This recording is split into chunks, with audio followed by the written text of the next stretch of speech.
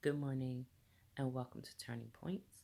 My name is KJ Sharp. I am the CEO and Development Specialist for Sharp Turns and the World Stage Development Project. Um, this is our 15th. Woohoo! I got there. It's been a real journey for me to get these 15 done. And so I'm real excited about that. Real excited about getting it done. So thank you for those of you who have tuned in to the other 14. This is the last one on the Turning Points journey. As I said, I'll be putting together a book called Turning Points so we can get deeper, delve deeper into the subjects that we've covered thus far. So today's turning point, it was going to be called identity crisis, and we are going to talk about that a little bit, but I decided to call it fire instead. And by the end of it, then you'll see why. So let's start with this identity crisis thing. I've been through a lot of journeys in my life. I've met a lot of things. Let's put it that way. I've met a lot of things on the journey that is my life. I have met sexual assault and molestation. I have met um, homelessness. I have met domestic violence. I have met um, misunderstanding, being misunderstood. I have met crises after crises after crises. And I came through all of them, and a lot of times I'm like, God, why? I don't understand. Um, and then I learned it doesn't matter why. I really believe that when you ask why, you get answers. And sometimes the answer doesn't matter. When my son died and I asked why, I got the answer, but the answer didn't change the fact that my son was gone and I really missed him. That didn't change that. Helped me deal with it a little better, but it didn't change anything. So sometimes you ask for the why and you get the answer, and it may not change your situation at all. You still have to go through. I've learned that if you are going to be light, then you have to walk into a lot of darkness. I remember um, the thing in the Bible where Jesus said, "Ye are the light of the world." And you can't hide a light. It doesn't make sense to hide a light under a bushel. You've got to shine. And we used to sing this song when I was a kid, um, about letting your light shine. I forget the song right now.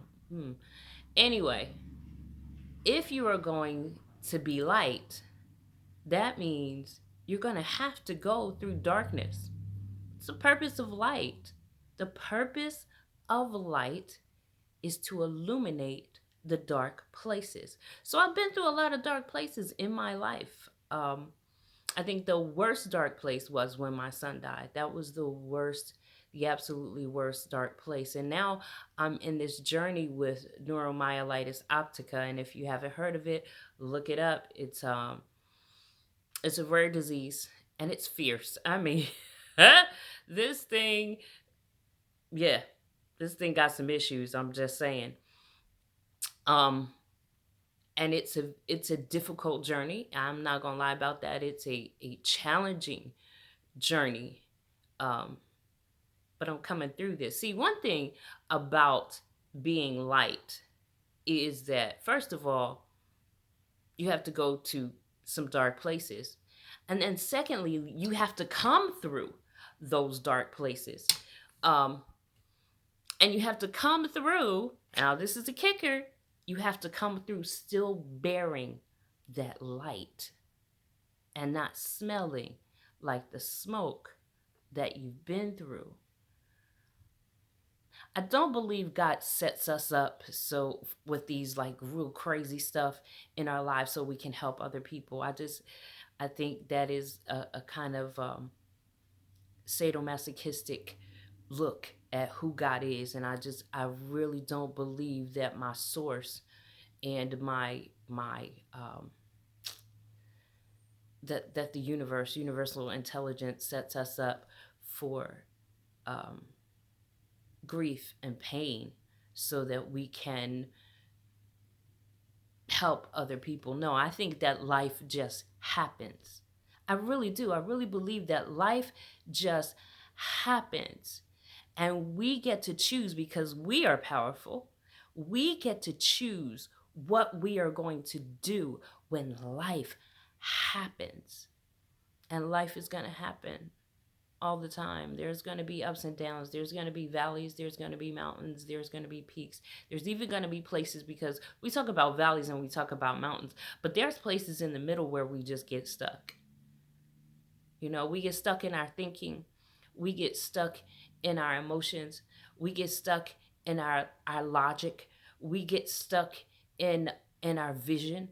We get stuck in our finances. There are places in between the valley and the mountain, people. Like, there's not just valley experience and mountain experiences. There's a whole lot of experiences in between those valley and mountain experiences, where we lose our light, where we get lost, where we are confused and sad and disoriented.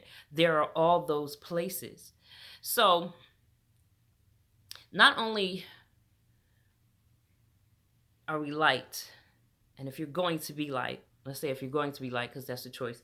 If you're going to be light, you got to go to a lot of dark places. But if you're going to be light, you also have to come through those dark places. But not only do you have to come through those dark places, still bearing your light, it would be awesome.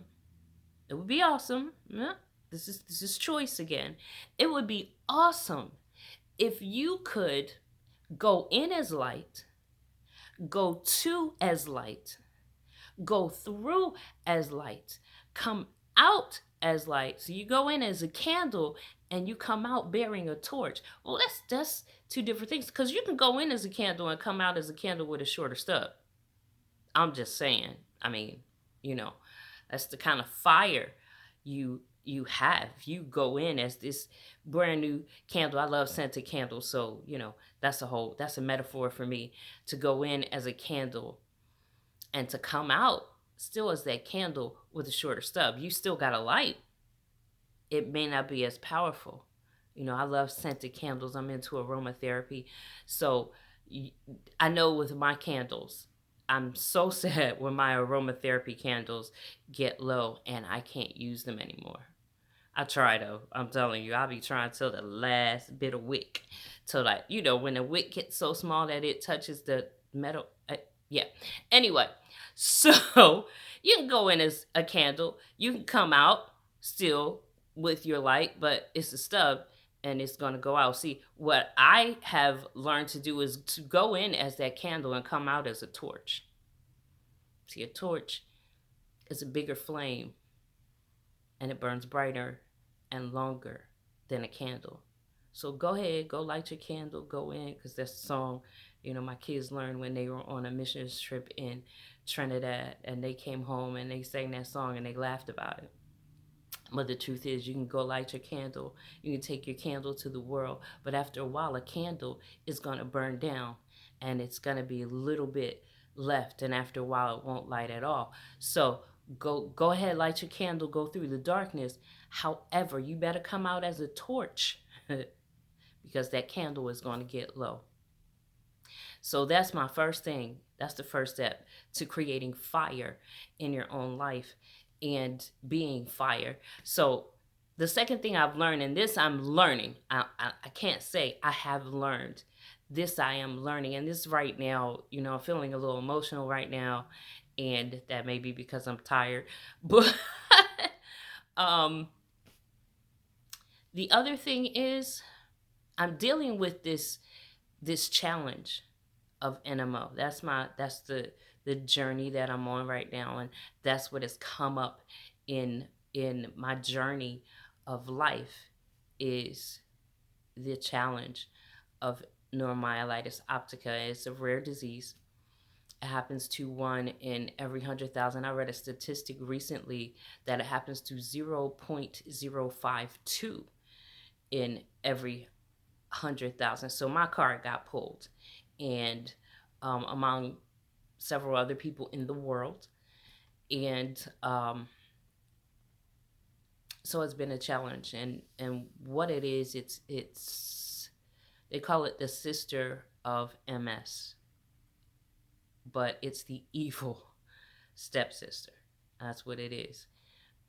That's the reality of it. The attacks are much more fierce. You can be on MS for years before you get to the state where you're in a wheelchair. You can have an MO and it's months before you end up in a wheelchair, which is what happened to me. Um, and you can come through all of that and have another attack that sits you down again. So the trick is to get as strong as you can in between your flares. And you can some people don't have flares for years and then have a flare that knocks them flat on their back. So that's the disease is up and down and all around, and it affects every area of your body. There's chronic pain. There is numbness and tingling in your legs, your arms, your feet, your hands. There is sometimes for some people there's weakness in their hands. There's blindness. There is it is fraught with pain and it is fraught with challenges. There are emotional challenges that come up out of having to have your life flipped upside down, where you can't walk, you can't do your dishes, you can't do your laundry, you can't go to the bathroom by yourself. So there's a lot with it. And so when I met this challenge, and what I've learned from it is that a torch is not enough in this challenge. And I'm going through this challenge with that torch. But a torch is not enough in this challenge. Some challenges you can go through with a candle. Some challenges you can go through with a torch. And then there's challenges where you have to be the fire. You can't just carry fire. You have to be the fire. I live in an apartment complex, and 2 days after Christmas, the building across from me caught fire. And all the families in that apartment were evacuated. And as of today, none of those families have been able to return yet. And I thought about those families and what they had to leave behind. I saw one lady who had 2 or 3 children. One of them was a baby in her arms. And I felt for her, for all that she would have to leave behind. Where would she go? What would she do? How would she start over? I've had to start all over. You know, I have this scarf on my head because all of my hair fell out. I had to have 3 doses of chemo, or 3, whatever. I had to have chemo 3 times. And it scared me. And they said, your hair may fall out. And I cried because a woman's hair is her crown. And I never really thought about that. And I sang the song, I Am Not My Hair. But let me tell you, when your hair starts falling out in clumps in your hand, when you go like this and all of your hair comes out in your hand, that is an experience. I may not be my hair, but man, I felt it when it was gone. It was devastating. It was humiliating. And this whole journey, there has been devastation and humiliation and fear and anger and all of these things. And even though I came in as a torch, in this journey, I have to be fire, because I have to burn up everything that would try to destroy me. Pain, chronic pain will destroy your mental if you are not fire. Fear of the future, fear of what's going to happen to me. Even thinking about death Not in the sense of I've never been afraid to die, but in the sense of have I done everything that I was sent here to do? In order to go through that, you have to be fire. You cannot be timid about your life when you're going through the really hard things that require more than a candle and more than a torch. You have to be fire. And so that's what I'm going to leave with you. I know this was a long one, but what I'm going to leave with you today is if you're going through something really, really hard,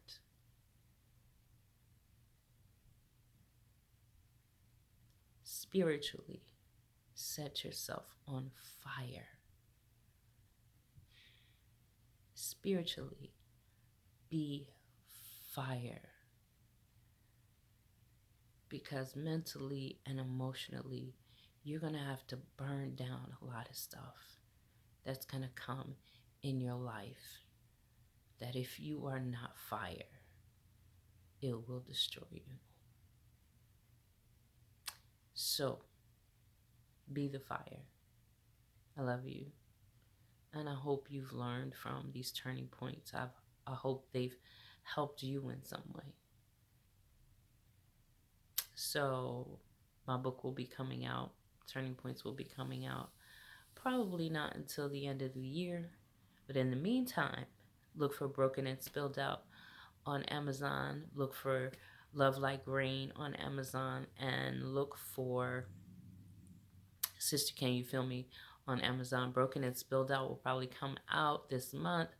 Let's keep our fingers crossed. It's Broken and Spilled Out, an abuse recovery journal. And that's designed to help some women who've been through abuse and domestic violence. So I look forward to seeing you soon. If you are not a, what do they call it? My meds. Oh, and I wanted to do my reveal. So this is who I am now. Yep, this is me. A little bit of hair came back. So whatever journey you're on, enjoy your journey and be the fire. Have a great day.